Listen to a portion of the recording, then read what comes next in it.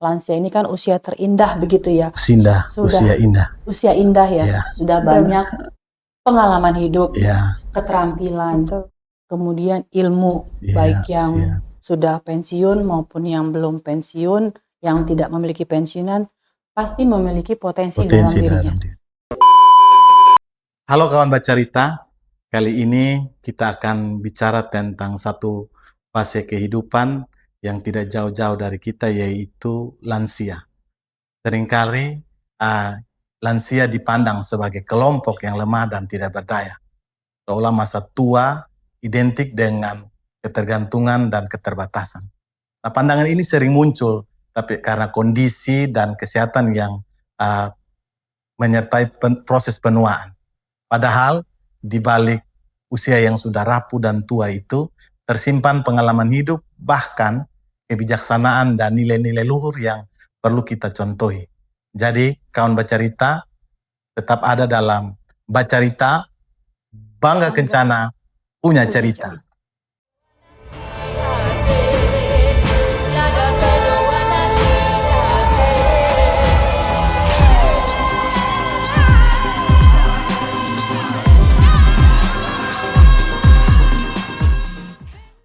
Jadi kawan Bacarita, di episode kali ini kita kedatangan dua tamu yang sangat luar biasa, yaitu Ibu Puji Prihatiningsi, SPSI MM. Beliau merupakan Direktur Bina Ketahanan Keluarga dan Lansia serta Rentan pada Kementerian Kependudukan dan Pembangunan Keluarga /BKKBN. Yang kedua, Ibu Ingrat dari Indonesia Ramah Lansia. Selamat datang Ibu dalam podcast Bacarita pada saat ini. Terima kasih untuk kedatangannya, sudah meluangkan waktu. Mungkin ini pertama kali di NTT ya Ibu ya. Untuk Ibu Puji dan Ibu Ingrat. Oke, baik, terima kasih Kak Ricci ya. Ini luar biasa nih. Kami diundang ke sini tentu untuk berbagi informasi dan juga berbagi pengalaman program ya. Terkait tadi yang disampaikan Kak Ricci terkait dengan program lanjut usia ya. Tentu nanti kami siap memberikan informasi dan juga mengajak seluruh masyarakat untuk lebih memahami tentang lanjut usia di Indonesia tentunya. Khususnya NTT. Khususnya NTT. Ibu Ingrat mungkin. Ya, terima kasih Kak Ricci untuk undangannya. Kebetulan saya juga di lingkup wilayah NTT sehingga bukan baru ya. Semoga nanti dalam percakapan ini kita menemukan banyak kebermanfaatan terkait dengan kelansiaan. Lansia. Kemudian bagaimana cara penanganan lansia yang dengan tingkat kemandirian mungkin atau yang sudah bed rest. Nah, itu yang nanti kita coba berbagi di sini. Oke, baik. Selamat datang. Kalau begitu terkait dengan lansia Ibu, dalam salah satu program unggulan Kemenduk Bangga atau BKKBN itu Pak Menteri Pak Wihaji itu dalam programnya itu ada program Quick Win, program unggulan. Nah, di dalamnya itu salah satunya ada Sidaya, lansia berdaya. Nah, ini Ibu, awal mulanya itu ceritanya bagaimana sehingga kok bisa Pak Wihaji mengambil atau memilih lansia untuk masuk dalam program unggulan. Mungkin Ibu Puji bisa ya. Baik Kak Ricci, Bapak Ibu semuanya tentu perkenalan dulu nih ya. Kalau kita kan dulu bentuknya badan ya kementerian kami, kemudian dengan adanya perubahan nomenklatur sesuai dengan Perpres 180/181 tahun 2024, kita bertransformasi menjadi Kementerian Kependudukan dan Pembangunan Keluarga /Badan Kependudukan dan Keluarga Berencana Nasional. Tentu dalam hal ini juga Bapak Menteri kami juga melihat seluruh program secara holistik dan di sini melihat dari struktur penduduk di Indonesia bahwa saat ini Indonesia ini jumlah penduduk lansianya ini semakin meningkat. Tentu ini sebagai dampak dari meningkatnya angka harapan hidup di Indonesia, tentu kita ketahui bersama. Dan menurut data dari BPS, sebetulnya Indonesia ini mengalami aging population Ini adalah jumlah penduduk usianya ini persentasenya sudah di atas 10%. 10%, Itu ya. sebetulnya sejak tahun 2021 ya Bu Ingrid ya, data dari BPS.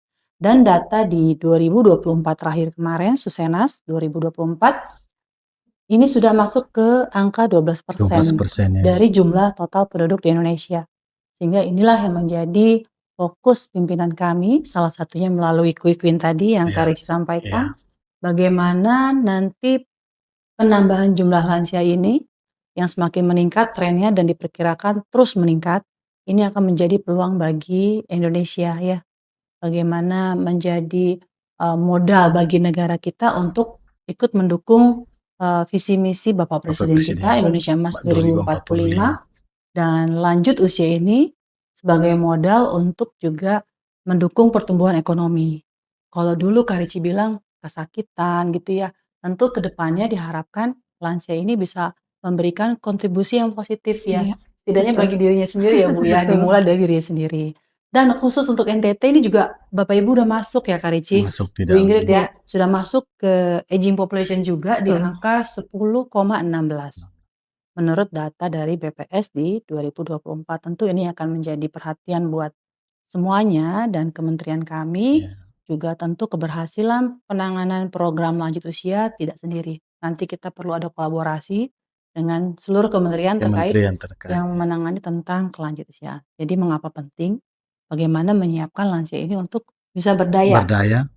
Mendukung pencapaian pertumbuhan ekonomi, setidaknya bagi dirinya sendiri, baru keluarga, baru ke masyarakat. Begitu ceritanya Kak Ricci. Baik, Ibu Puji. Berarti lansia itu berdaya dan pemberdayaan. Berdaya untuk dirinya sendiri dan pemberdayaan untuk orang di sekitar atau masyarakat. Nah, kira-kira itu seperti apa Ibu Puji? Ya, konsep pemberdayaan yang di kementerian kami ya, tentu kita juga punya regulasinya terkait dengan lansia berdaya ini. Alhamdulillah Bapak Menteri sudah menetapkan melalui keputusan Menteri nomor 96 tahun 2025. Nah, ini salah satu bentuk komitmen kementerian kami untuk mewujudkan bagaimana lansia ini menjadi berdaya. Konsepnya seperti apa begitu ya? Konsepnya adalah dengan bagaimana meningkatkan potensi dalam potensi yang ada di dalam diri lansia. Karena sebetulnya memang lansia ini kan usia terindah begitu ya. Usia indah ya. Sudah banyak pengalaman hidup, keterampilan, kemudian ilmu, baik yang sudah pensiun maupun yang belum pensiun, yang tidak memiliki pensiunan, pasti memiliki potensi dalam dirinya. Nah, bagaimana pemberdayaan ini melalui 7 dimensi lansia tangguh, agar memang lansia bisa mengoptimalkan begitu ya, dengan melalui program-programnya. Nanti si daya itu bagaimana pemberdayaannya kita melalui program-program yang ada, menu-menu kegiatannya dengan mengutamakan konsep 7 dimensi lansia tangguh tetap. Berarti dalam program Sidaya itu ada 7 dimensi lansia tangguh yang bisa diberdayakan untuk diri sendiri dan juga untuk orang lain atau orang di sekitarnya. Ya, konsep 7 dimensi lansia tangguh ini nanti kita berikan melalui program-program yang ada ya, menu kegiatannya salah satunya Sekolah Lansia ya Bu. Nah, ini kita juga sudah kerjasama dengan Indonesia Ramah Lansia terkait dengan Sekolah Lansia, bagaimana kurikulumnya ini disusun berdasarkan 7 aspek dimensi lansia tangguh ya. Jadi sebagai pendorong peningkatan potensi ini agar lansia dapat lebih berdaya, salah satunya melalui pendekatan kurikulum sekolah lansia melalui 7 dimensi lansia tangguh.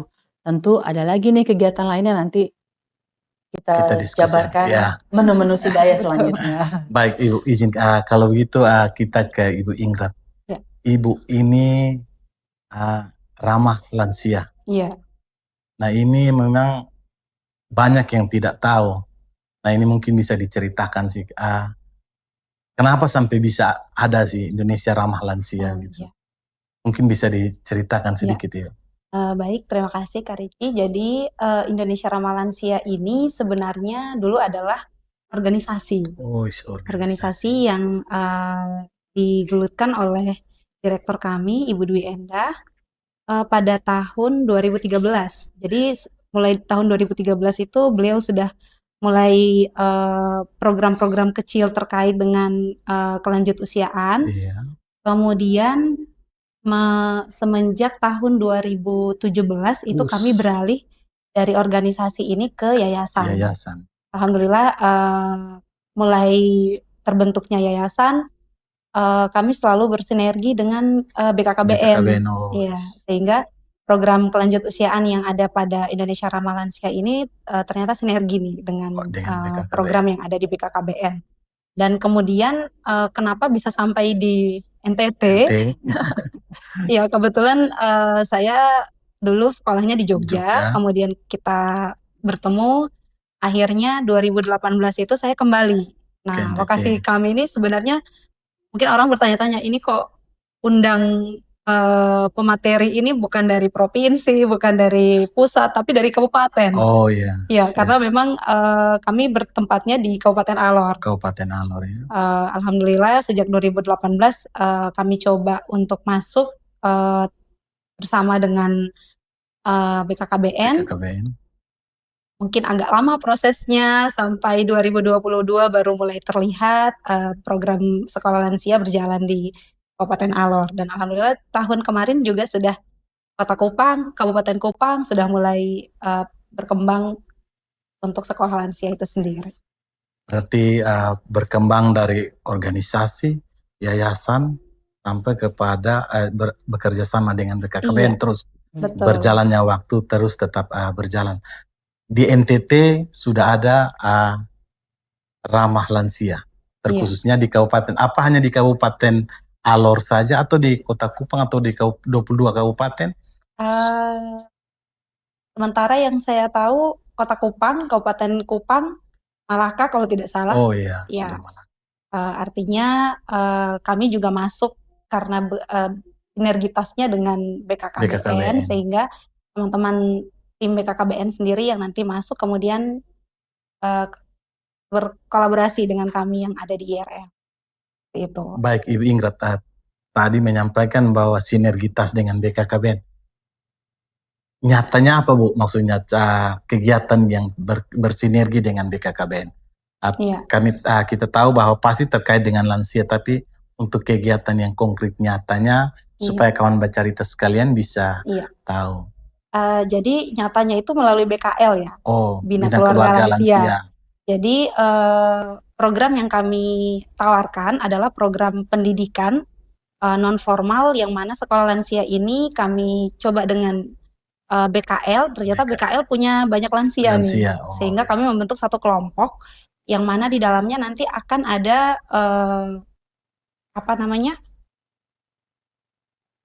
kegiatan pendidikan non formal, sehingga inilah yang menjadi satu catatan penting yang masuk dalam 7 dimensi lansia tangguh itu, baik dari spiritual, intelektualnya, emosional, hingga vokasional lingkungannya itu masuk di dalam program sudah dijabarkan secara utuh di dalam sekolah lansia. Ya, jadi sekolah lansia mungkin pada teman-teman Bacarita bilang, kenapa lansia harus sekolah gitu ya? Bisa juga. Ya, ini ada PAUD, ada SD dan lain sebagainya. Tapi kenapa lansia harus sekolah? Karena belajar itu sepanjang hayat, Kak Ricci. Jadi sampai akhir hayat kita dikuburkan, baru kemudian selesai persoalan belajar. Oke. Berarti kesamaannya dengan program BKKBN Bangga Kencana adalah Bina Keluarga Lansia. Iya. Terkait dengan itu, mungkin Ibu Ingrid, kalau memang kendala apa sih? Setelah kan BKKBN punya BKL ini di semua kabupaten. Iya. Nah, terkait dengan itu mungkin dari Indonesia Ramah Lansianya itu mungkin ada kendala yang ditemukan di dalam kerjasama itu dengan BKKBN. Kalau kendala ya pasti semua program punya kendala.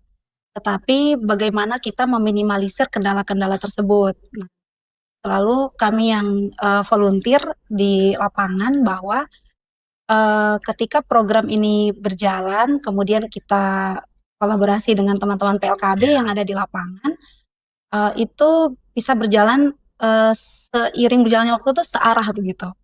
Sehingga pada saat pelaksanaan sekolah lansia, teman-teman PLKB-nya juga ikut menghadiri, sehingga pada saat proses berjalannya program sampai pada akhir sesi itu bersama dengan teman-teman PLKB. PLKB. Seperti itu. Berarti sinergitas tetap Iya. dibangun dengan BKKBN. Saya kembali ke Ibu Puji. Ya. Ibu, ini tadi Ibu Ingrid sampaikan bahwa ada BKL. Ya. Nah Ibu, kalau sepengetahuan saya BKL untuk kelompok BKL di Indonesia ini pasti sudah terdata dengan baik, terkhususnya dalam pelaporan dan lain sebagainya. Bagaimana respon dari Ibu Puji terkait dengan apa yang disampaikan oleh Ibu Ingrid untuk berkolaborasi?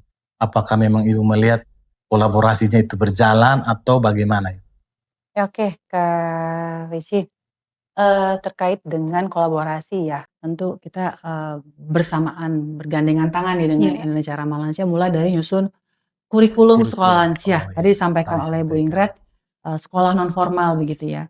Nah disinilah yang semula kita berangkat dari Bina Keluarga Lansia, program Kemenduk Bangga. Kenapa sih harus BKL? Karena sesuai dengan kewenangan yang diberikan ke kementerian kami, program kami menggunakan pendekatan berbasis komunitas, berbasis keluarga gitu ya. Karena memang mandat yang diberikan pembangunan keluarga nih. Jadi bagaimana program kami ini dapat diterima baik dengan masyarakat, tentu perlu wadah. Wadahnya ini adalah keluarga BKL ini.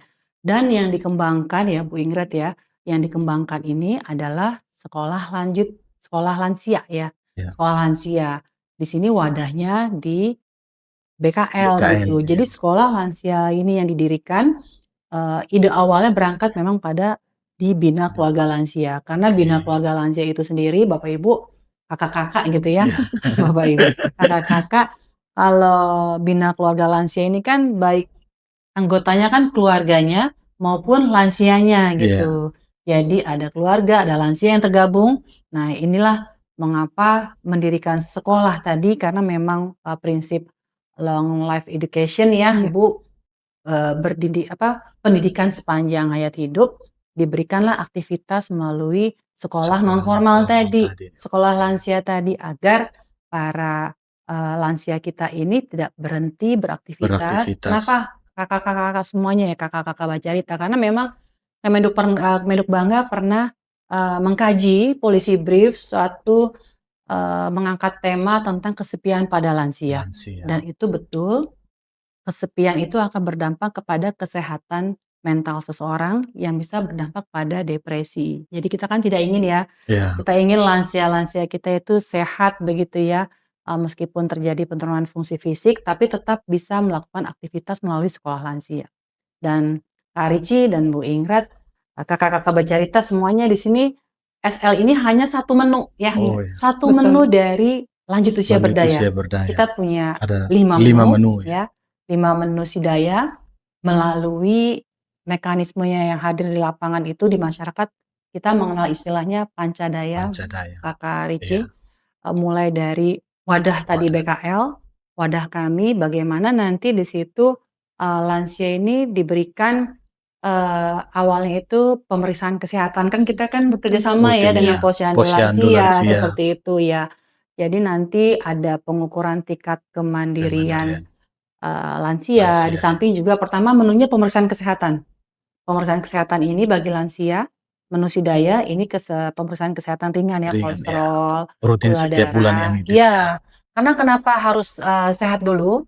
Karena di program lansia berdaya ini, Quick Win ini, kita juga melihat 3 pilar kesehatan aging dari WHO ya. Bagaimana sehat, aman, partisipasi.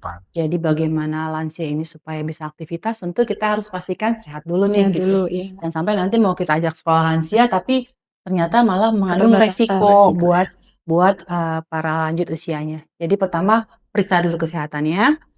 Di situ juga akan ada pengukuran tingkat kemandirian ya. Di situ apabila hasilnya ringan, kita arahkan untuk ikut sekolah lansia. Tapi ketika hasilnya itu kemandiriannya itu sedang berat, kita arahkan ke menu berikutnya. Ada menu lain lagi. Ada menu ketiga. Menu ketiga. Periksa kesehatan. Jika hasilnya oke, kita arahkan sekolah lansia.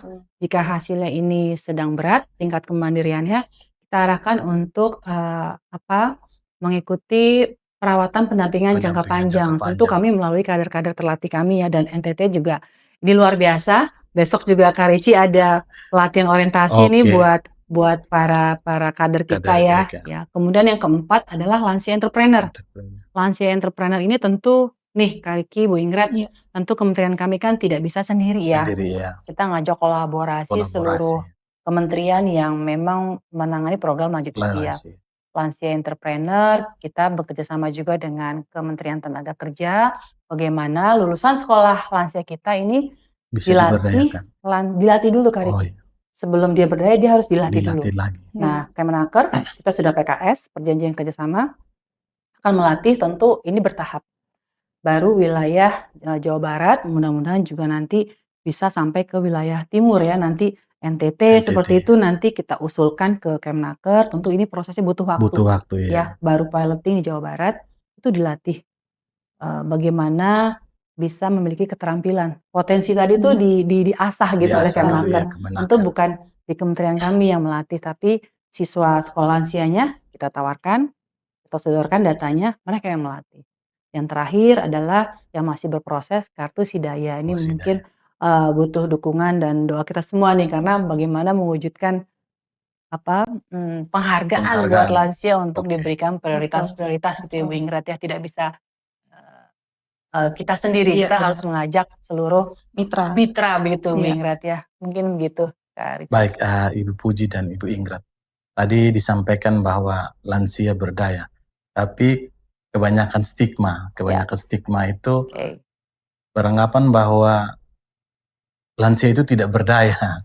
Nah, ini menurut pandangan Ibu bagaimana? Memang sudah ada terobosan-terobosan dari Kemenduk Bangga, dari Indonesia Ramah Lansia untuk memberdayakan. Nah, ini masyarakat ini belum banyak yang belum tahu, terkait dengan sekolah lansia dan bagaimana. Nah, mungkin ini bisa menjadi catatan penting buat kita bersama, tetapi kawan Bacar itu juga kepingin tahu apakah benar lansia itu tidak berdaya begitu. Siapa dulu nih? Bisa dari Ibu Ika. Oh iya. Jadi ada salah satu lirik lagu ya Kak Rici. Siapa bilang lansia tidak berdaya. Saya tidak terlalu hafal, tapi sering para lansia itu menghibur diri setelah selesai sekolah, mereka selalu menyanyikan lagu-lagu tersebut. Nah, artinya bahwa sebenarnya itu hanya stigma miring saja.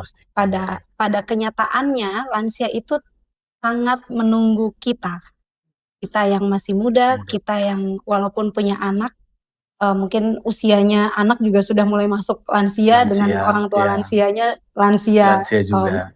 Middle age mungkin. Nah, tapi sebenarnya tidak ada stigma itu tidak ada. Karena kenapa saya berani bilang seperti itu, sekolah lansia yang terjauh di Kabupaten Alor itu ada di Pureman, Kecamatan Pureman. Jauh lagi, 7 jam perjalanan. Kalau tidak salah. Jadi ternyata hanya dengan mengumpulkan mereka dengan waktu yang 30-60 menit ini, itu sangat membangun semangat mereka, kemudian silaturahmi antara satu dengan yang lain, sesama lansia yang mungkin satunya tadi pergi nelayan, yang satunya ke kebun dan lain sebagainya. Kesempatan itu adalah yang sangat mereka tunggu. Sehingga kemarin pada Desember kami melakukan wisuda standar 1 yang kami ajakkan adalah cucu anak itu bisa mengikuti prosesi wisuda. Seperti itu. Kalau Ibu Puji? Ya, stigma tadi ya Kak Rici ya. Betul yang disampaikan Bu Ingrid bahwa memang itu tidak benar gitu ya Bu. Mungkin ini berangkat dari data ya. Karena di data BPS itu kan mengeluarkan data statistik lanjut usiaan ya. Bahwa memang sekitar 20, sekian persen itu lansia mengalami keluhan kesehatan. Tentu ini normal ya, karena kan memang dengan bertambahnya usia Usia, seseorang, kemampuan fisik ini kan Iya. akan menurun. menurun Iya. begitu. Tetapi bukan berarti tidak Tidak berdaya berdaya, begitu oke. ya. Tadi disampaikan Bu Ingrid itu tidak benar, itu juga didukung dengan data bahwa hanya 20 sekian persen loh Iya. untuk yang mengalami keluhan kesakitan itu. Di luar itu kan 80% sebetulnya eh, bisa berdaya begitu. Nah inilah yang sedang kami susun bersama. Kita sedang menyusun didukung juga dengan UNFPA ya, suatu kajian policy brief tentang pengarusutamaan lanjut usia berdaya begitu. Tadi seperti Kak Rici bilang supaya terdengar, Iya. tersounding gitu ya. Iya. Nanti hasil policy brief tadi, penulisan kebijakan tadi tentu akan kami distribusikan kepada stakeholder yang Iya. terkait dengan menangani program kelanjut Lanjut usiaan dari sisi pekerjaan mungkin ya. Kalau tidak salah juga dulu dibatasi melamar pekerjaan itu sekian tahun Iya. usianya. Hanya lansia itu terasingkan begitu ya. Iya. Tetapi informasi yang kami dapat kemarin saat pelatihan entrepreneur yang dilaksanakan oleh Kemenaker, salah satu direktur menyampaikan sudah ada edaran dari Menteri Kemnaker, batasan usia itu tidak ini lagi, tidak ada, tidak dikunci. Dianulir lagi. Tidak dikunci. Nah itu salah satu juga bentuk pengarusutamaan lanjut usia berdaya begitu. Mungkin dari sisi yang pegawai negeri kita juga sempat dengar ya perpanjangan usia pensiun gitu kan. Ini kan salah satu bukti bahwa 60 tahun itu bukan arti tidak berdaya, justru malah ada dorongan dari usulan untuk perpanjangan usia pensiun. Seperti itu ya. Kami menguatkan melalui kebijakan-kebijakan pengarusutamaan sidaya bahwa 60 tahun itu bukan akhir dari segalanya begitu, Kak Rici. Ya, kalau berdasarkan survei Susenas itu kan 80-an% lansia bekerja di sektor informal, dan 70-an% itu pekerja rentan. Iya, betul. Nah Ibu, itu menurut Ibu, apakah itu tetap akan bertahan terus sampai nanti menuju Indonesia Emas 2045, atau nanti itu bisa berkurang atau bisa meningkat lagi untuk pemanfaatan bagi lansia ini? Ya, terkait dengan data Susenas ya, kalau tidak salah memang lebih banyak yang pekerjaan yang rentan gitu ya, tidak ada apa namanya asuransi atau segala macam gitu ya. Tentu ini menjadi PR juga buat negara kita gitu ya. Diharapkan dengan adanya perpanjangan tadi batasan usia yang pekerja itu tidak dikunci, tentu kita inginkan ini akan lebih mengurangi yang rentan tadi. Bagaimana pekerjaan itu kan tidak harus di kantor ya, tapi juga bagaimana menciptakan jiwa kewirausahaan tadi kalau menurut Sidaya, sehingga nanti ini dapat digunakan tenaga kerja lansianya ini bagi perusahaan-perusahaan ya. Contohnya salah satu rumah makan di Jakarta itu sudah ada yang rumah makan yang memberdayakan tenaga lansia gitu ya. Sebagai yang menjemput tamu atau mengantar ke tempat duduk, tentu harapan ke depannya akan semakin berkurang yang tadi rentan tadi. Iya. Kalau Ibu Ingrid? Kalau saya untuk pekerja lansia itu sebenarnya kan kalau dari masyarakat awam itu kan mereka berpikir ini sudah tua, diam saja di rumah. Tetapi itu sebenarnya menekan tingkat stresnya lansia. Semakin kita menahan, semakin mereka stres. Kemudian kondisi fisiknya mereka yang harusnya tadi kita jaga akan semakin menurun. Sehingga bukan berarti bahwa mereka tidak boleh bekerja, tetapi kita memberikan keluasan untuk mereka berpendapat. Jika mereka bersedia, kenapa tidak? Sehingga itu tidak menjadi munculnya penyakit baru di dalam tubuh lansia. Itu. Baik, Ibu Ingrid dan Ibu Puji, tadi kita sudah bicara, kita sudah sampaikan bahwa ada program Sidaya. Goal akhir dari program Sidaya dari Kemenduk Bangga dan dari Indonesia Ramah Lansia itu apa, Ibu? Ya, dari kami dulu mungkin ya, terkait dengan tujuan akhir ya, sebagaimana konsep pemberdayaan tadi bahwa tentu, tujuan akhirnya ini, kita dapat mewujudkan lansia ini menjadi lansia yang tangguh, sehat, ya, tidak sakit-sakitan tadi kan dia bilang, aman, merasa aman begitu ya, diterima diterima di masyarakat, jangan dikecilkan begitu, udah nggak usah ikut kegiatan, apa namanya, malah nanti kita jadi nggak bisa cepet kan hal-hal stigma seperti itu yang harus hilang begitu ya Bu Ingrid ya. Kemudian mereka terhindar dari rasa itu, merasa aman sehingga mereka bisa berpartisipasi tentu sesuai dengan minat dan potensinya, karena kita juga tidak bisa paksakan ya Kak Ricci ya, bagaimana nanti minatnya di mana begitu lansia, dan tentu nanti juga tujuannya setidaknya bagi untuk lansianya ini agar produktif, yang nanti tidak akan menimbulkan apa ya, menjadi tantangan buat negara, justru menambah yang harus di-supporting begitu, tetapi sebagai objek gitu ya, tetapi lansia ini bisa menjadi subjek pembangunan yang akan mendukung pertumbuhan ekonomi ya. Karena kan pekerjaan informal juga tetap akan mendukung pertumbuhan ekonomi kalau dari kementerian kami seperti itu, Pak Ricci. Kalau dari Indonesia Ramah Lansia, Indonesia Ramah goal Lansia akhirnya itu smart, smart ya. sehat, mandiri, aktif, produktif, kemudian merasa bermartabat, dan kuncinya adalah bahagia. Kuncinya adalah bahagia, berarti Kemenduk Bangga dan Indonesia Ramah Lansia ini memiliki kesamaan yang tidak bisa dipisahkan dalam program Lansia Berdaya. Sebagai bentuk menyongsong bonus demografi Indonesia. Jangan lupa karena jumlah akan terus meningkat. Diharapkan sebagai modal buat negara kita nih.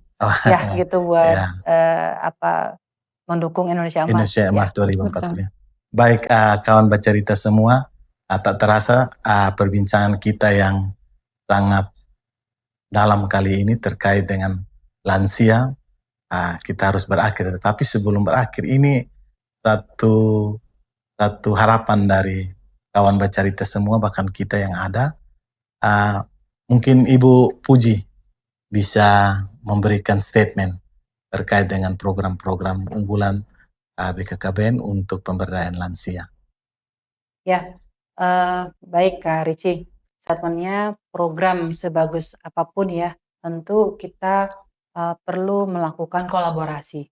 Sidaya berkolaborasi dengan seluruh mitra ya, Pentahelix, bagaimana mewujudkan lansia di Indonesia ini benar-benar berdaya begitu ya. Kita tidak bisa berangkat sendiri, kami dari pemerintah hadir, Bu Ingrid juga dari sisi mitra pemerintah hadir, tentu kita harus bersama-sama begitu ya Bu Ingrid ya. Bagaimana kita menyiapkan negara kita untuk menghadapi aging population ini. Karena di negara-negara maju sudah berhasil dan kita harapkan kita pun juga berhasil dengan komitmen dan kolaborasi Pentahelix tadi. Komitmen kolaborasi Pentahelix. Kalau Ibu Ingrid, closing statementnya. Iya, jadi mungkin kita kembali ke lini terkecil dulu daripada lansia, kembali ke keluarga. Nah, program ini berjalan, tapi kalau tidak ada dukungan daripada keluarga, karena nanti pada akhirnya kita akan berbicara terkait dengan caregiver atau pendamping lansia. Ini yang mungkin nanti kita perkuat sehingga merangkul para lansia ini tidak hanya yang ada sebagai pemangku kebijakan ataupun pemerintah, tetapi yang terkecil daripada lansia ini sendiri terlebih dahulu. Mungkin itu. Dan silakan jangan Ibu. lupa juga menambahkan betul yang Bu Ingrid bilang, wadah kita. Tadi kami sampaikan ini kan berbasis komunitas ya, melalui keluarga. Dan disinilah keluarga harus hadir ya. Bagaimana memang bisa memberikan ruang bagi lansia, jangan justru ditinggalkan tadi, tidak dilibatkan, mau mengambil keputusan apapun begitu ya, karena dari struktur penduduk di kita memang banyak lansia kita yang tinggal bersama 3 generasi. Tadi betul Bu Ingrid mengingatkan, bersama cucu dan bersama anak, sekitar 30 sekian persen data Susenas. Berikutnya disusul tinggal bersama anak, selisihnya dikit, dan yang terkecil itu bersama pasangan sekitar 20 sekian persen. Betul, ini adalah keluarga modal wadah utama kita buat bagaimana lansia itu dapat lebih produktif dan berperan dalam kehidupan di masyarakat ya. Dan untuk itu hidup hanya sekali, jangan menua tanpa arti. Oke. Kawan bercerita, hidup hanya sekali, jangan menua tanpa arti. Baik, tak terasa Ibu Puji dan Ibu Ingrid, diskusi kita sampai di sini saja. Terima kasih buat ilmu yang diberikan bagi kita dan kawan bercerita sekalian, sehingga ini menjadi hal positif baru bagi kita dan kawan bercerita sekalian untuk mengetahui bahwa kita boleh menua tetapi harus memiliki arti. Baik, kawan bercerita, tetap pantau di media sosial Kemenduk Bangga, BKKBN NTT, dan podcast Bercerita, karena akan ada pembahasan menarik lainnya. Kawan bercerita, sehat selalu kawan. Kawan bercerita kami undur diri. Bercerita, Bangga Kencana punya cerita.